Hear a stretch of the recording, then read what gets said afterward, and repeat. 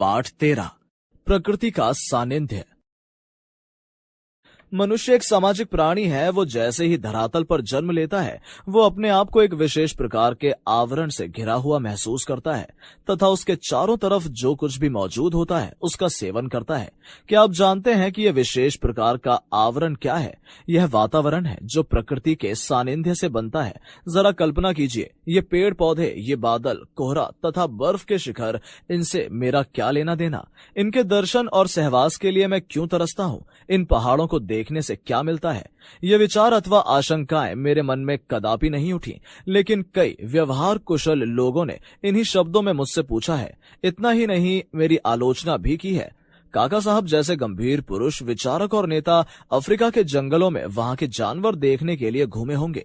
जान जोखिम में डालते हैं, ये तो है ही, लेकिन जिंदगी के कीमती दिन इस तरह बर्बाद करते हैं। इतना ही नहीं, इस धुन का व्यवस्थित उत्साहपूर्ण वर्णन करते हुए किताब भी लिखते हैं।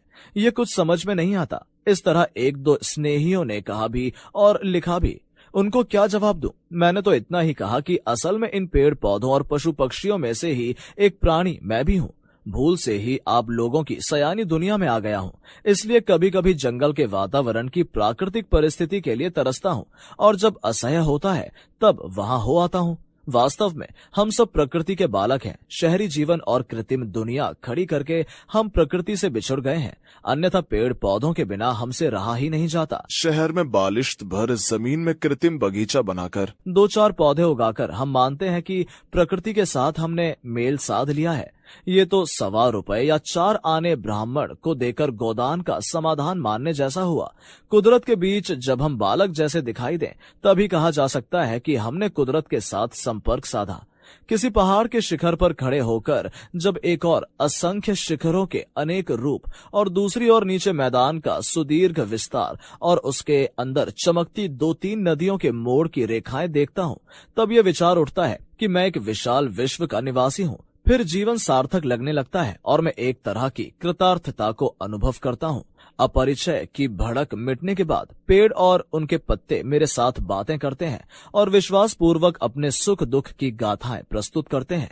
पशु पक्षी भी मुझे एक क्षण के लिए दुश्मन के तौर पर देखने के बाद मेरी आंखों में आदमियत नहीं वरन आत्मीयता देखते हैं। मानवता के हमारे ऊंचे ऊंचे आदर्श पशु पक्षी नहीं जानते, क्योंकि मानव जाति का उनका अनुभव बहुत कड़वा है।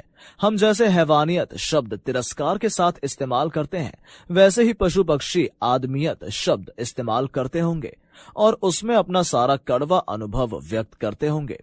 कुछ पाले हुए कुत्ते या पक्षियों को स्वजन द्रोह करते देख वे कहते होंगे कि क्या करें, पशु तो पशु ही है और पक्षी पक्षी, लेकिन आदमियत का रंग लगने से वो बिगड़ गए हैं।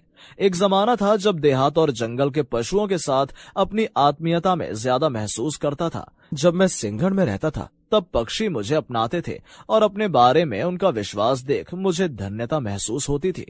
हिमालय में कभी कभी नाटे बने हुए मनुष्यों और जानवरों को देखकर दुख होता है और उनका सारा विषम जीवन क्रम मेरी नजर के सामने से गुजरता है। लेकिन ये तो जब तक उनको देखता हूँ तब तक ही, बाकी समय तो पेड़ पत्तों से और उनके बीच से रास्ता निकालने वाले झरनों से अपनी आत्मीयता जागती है और फिर जीवन का विचार करते वर्षों की गिनती नहीं बल्कि शताब्दियों से गिनती चलती है। देहरादून के पास गुच्छू पानी और सहस्त्र धारा देखने गया था। वे प्रसंग किसी तरह भुलाए नहीं जा सकते। हजारों साल का उनका चरित्र समझने का प्रयत्न करते मुझे मुश्किल नहीं होती और वहां अनेक चिंदी वाले पत्थरों को हाथ में लेते ही भूगर्भ विद्या की मदद से उनकी जन्म कथा के साथ मैं भी समरस होता था। 5-7 हजार फुट की ऊंचाई पर मसूरी में जाने के बाद लगता है कि यहाँ के जंगलों पर साम्राज्य का उपभोग करने वाले बादल ही मेरे समक्ष हैं।